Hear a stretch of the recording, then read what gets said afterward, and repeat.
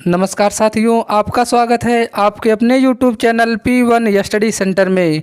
साथियों, आज 11 फरवरी SSC GD के सभी शिफ्टों का एग्ज़ाम संपन्न हो चुका है। आज के एग्ज़ाम के सभी शिफ्टों में पूछे गए जीके जीएस के प्रश्नों को हम लोग देखेंगे। ऐसे साथी जिनका एग्ज़ाम आने वाले शिफ्टों में है या आने वाले दिनों में है, उनके लिए यह वीडियो काफ़ी इम्पोर्टेंट होने वाला है। आपके एग्जाम में पूछा गया प्रश्न, रुक्मणी देवी अरुंडेल किस नृत्य से संबंधित है? तो यह भारतनाट्यम से संबंधित है। भारतनाट्यम तमिलनाडु का एक शास्त्रीय नृत्य है। अगला प्रश्न जो आपके एग्जाम में पूछा गया, आईपीएल में ऑरेंज कैप किसे दिया जाता है? तो आईपीएल में ऑरेंज कैप जो पूरे टूर्नामेंट में सर्वाधिक रन बनाता है उसे ऑरेंज कैप दिया जाता है। नेक्स्ट क्वेश्चन आपके एग्जाम में पूछा गया, निम्न में से किसने लगातार 5 दिन तक डांस करके गिनीज वर्ल्ड रिकॉर्ड में अपना नाम दर्ज करवाया? इनका नाम है सृष्टि जगताप। सृष्टि जगताप महाराष्ट्र के लातूर जिले में की रहने वाली हैं। इन्होंने लगातार 127 घंटे व्यक्तिगत डांस किया। इन्होंने नेपाल की वंदना का 126 घंटे के रिकॉर्ड को तोड़ा है। नेक्स्ट क्वेश्चन, निम्नलिखित में से कौन सा राष्ट्रीय त्यौहार नहीं है? इसका राइट आंसर है एकता दिवस। यह आपका राष्ट्रीय त्यौहार नहीं है। 31 अक्टूबर को सरदार वल्लभ भाई दिवस की याद में एकता दिवस या यूनिटी डे मनाया जाता है। अब राष्ट्रीय दिवस की बात कर लें या राष्ट्रीय त्यौहार की हम लोग बात करें तो 26 जनवरी, 15 अगस्त, 2 अक्टूबर को भारत में राष्ट्रीय त्यौहार के रूप में मनाया जाता है। दोस्तों, अगर आप यह वीडियो देख रहे हैं या तो आपका एग्ज़ाम आज हुआ होगा, नहीं तो आने वाले दिनों में आपका एग्ज़ाम होगा। वीडियो देखने का पर्पज़ ये है कि आप देख लीजिए कि किस टाइप के क्वेश्चन पूछे जा रहे हैं। उसके अलावा जो भी एक्सप्लेनेशन दिया जा रहा है आप इनको ध्यान से देखिए, क्योंकि यह एक्सप्लेनेशन इस क्वेश्चन से संबंधित है। आने वाले दिनों में इस पॉइंट से भी सीधे क्वेश्चन आपके एग्ज़ाम में बन सकते हैं। आगे बढ़ेंगे, अगला प्रश्न देखेंगे, मीठी क्रांति का संबंध किससे है? तो मीठी क्रांति का संबंध शहद उत्पादन से है। यह मधुमक्खी पालन को बढ़ावा देने के लिए भारत सरकार की एक महत्वाकांक्षी पहल है, जिसे मधुमक्खी पालन या बी कीपिंग के नाम से जाना जाता है। मधुमक्खियों को कृत्रिम घरों में रखकर उनमें शहद, मोम और अन्य उत्पाद लेने का काम किया जाता है। इसके अलावा कुछ और क्रांतियों के बारे में हम आपको बता देते हैं, जैसे भूरी क्रांति उर्वरक उत्पादन से संबंधित, मूंग क्रांति मोटे अनाज के उत्पादन से संबंधित, रजत या रेशा क्रांति कपास उत्पादन से, लाल क्रांति टमाटर या मांस उत्पादन से है। भारत में सबसे पहली क्रांति की शुरुआत 1966-67 में हरित क्रांति को माना जाता है। आगे बढ़ेंगे, अगला प्रश्न जो पूछा गया, डीजे वाले बाबू गाना किसने गाया है? आपके एग्जाम में पूछा गया प्रश्न, तो यह गाया है बादशाह ने।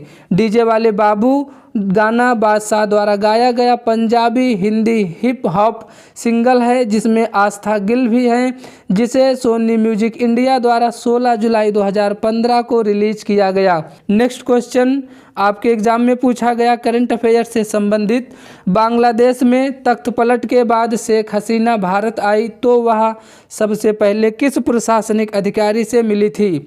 तो वह एन अजीत डोभाल जी से मिली थी। 1971 में स्वतंत्रता की घोषणा के बाद बांग्लादेश में कई बार सरकारें बदल चुकी हैं।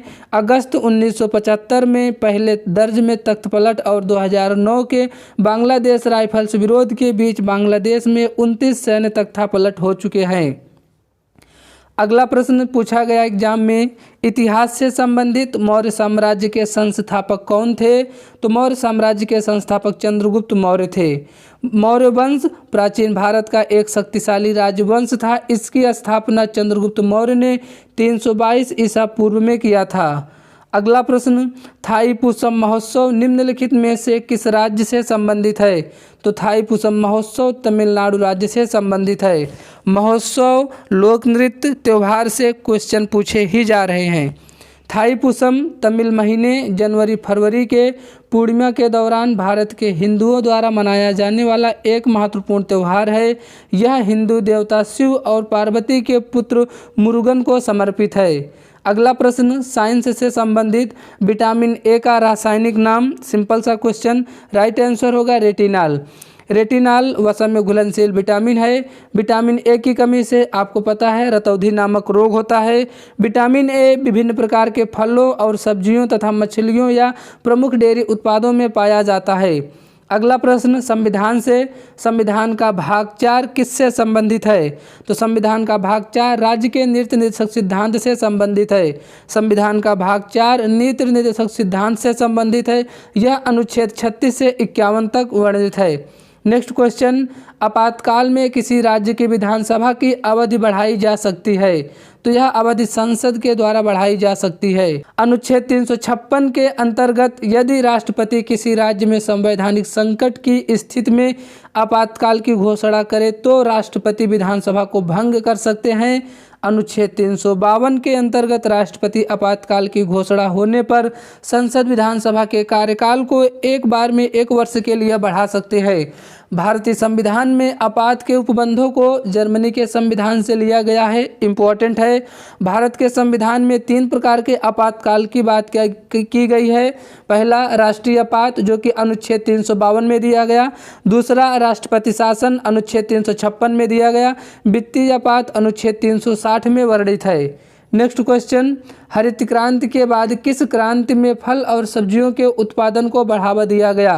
तो हरित क्रांति के बाद सुनहरी क्रांति में भी हरी सब्जियों और फलों को बढ़ावा दिया गया।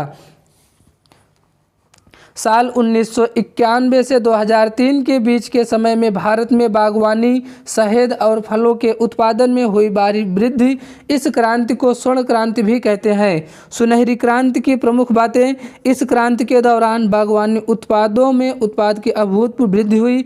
इस क्रांति के दौरान भारत में फलों और सब्जियों के उत्पादन में तेजी से वृद्धि देखने को मिली। नेक्स्ट क्वेश्चन, अगेन पंचवर्षीय योजना से भारत की 11वीं पंचवर्षीय योजना का विकास लक्ष्य क्या था? तो 8.1% इसका विकास लक्ष्य था। भारत की 11वीं पंचवर्षीय योजना का विकास लक्ष्य 8.1 था, लेकिन उसने केवल 7.9% की विकास दर को हासिल किया। भारत की 11वीं पंचवर्षीय योजना की अवधि 2007 से 2012 तक थी। 11वीं पंचवर्षीय योजना की थीम अधिक और समावेशी विकास करना था। नेक्स्ट क्वेश्चन, भू प्रॉपर्टी यानी क्रस्ट किसका बना होता है?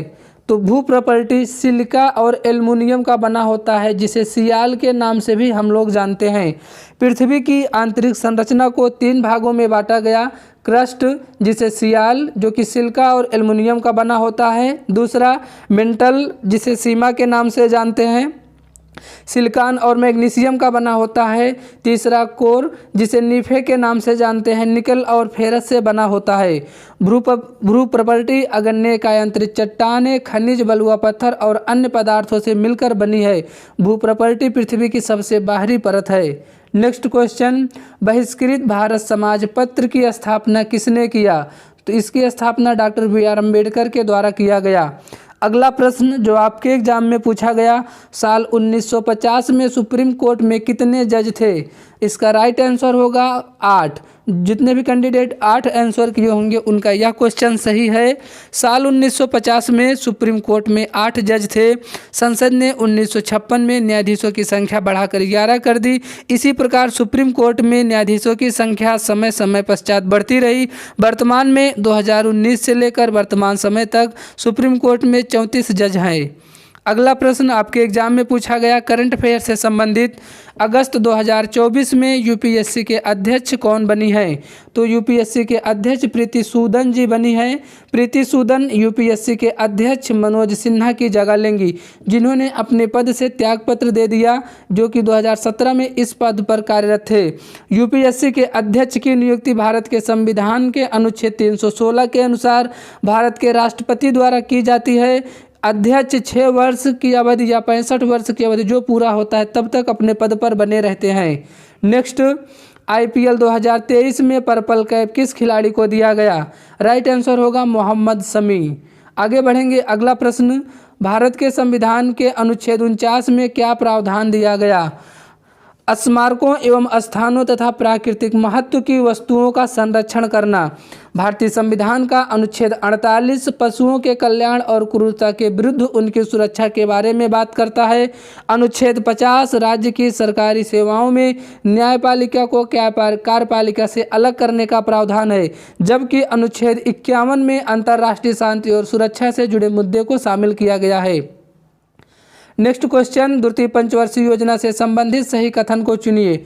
इस प्रश्न में आपको कथन दिए गए थे, तो उसमें से जो भी कथन सही थे आपको उनमें से चुनना था। फिलहाल इसमें हम लोग द्वितीय पंचवर्षीय योजना की प्रमुख बातों को देखेंगे। द्वितीय पंचवर्षीय योजना का टाइम पीरियड 1956 से 1961 तक रहा। द्वितीय पंचवर्षीय योजना पीसी महालनोबिस मॉडल पर आधारित थी। इस पंचवर्षीय योजना के अंतर्गत दुर्गापुर, भिलाई, राउरकेला जैसे इस्पात संयंत्रों की स्थापना की गई। 1958 में होमी जहांगीर भाभा की अध्यक्षता में परमाणु ऊर्जा आयोग की भी स्थापना द्वितीय पंचवर्षीय योजना में की गई।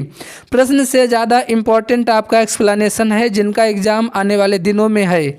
अगला प्रश्न जो आपके एग्जाम में पूछा गया, आर वैशाली किस क्षेत्र से या किस खेल से संबंधित है? तो इसका राइट आंसर होगा शतरंज। आर वैशाली भारत की 84वीं ग्रैंड मास्टर हैं। वैशाली का जन्म 2001 में चेन्नई के तमिलनाडु में हुआ था। ऐसे साथी जिनका एग्ज़ाम आने वाले दिनों में होना है, आप लोग ये एनालिसिस के साथ इसका एक्सप्लेनेशन को भी ध्यान से देखिए। इसके अलावा कुछ टॉपिक से क्वेश्चन 100% पूछे ही जा रहे हैं, जैसे पंचवर्षीय योजना, लोक नृत्य, त्यौहार, महोत्सव, स्पोर्ट्स या नियुक्तियाँ। इनको आप लोग 1 से 2 बार अच्छे से प्रैक्टिस करके एग्जाम में जाएं। निश्चित तौर पे आपका 1 से 2 नंबर ज़रूर बढ़ेगा। तो अच्छा लगा हो वीडियो को लाइक करें, चैनल पर नए हैं तो प्लीज़ चैनल को सब्सक्राइब कर लें। धन्यवाद।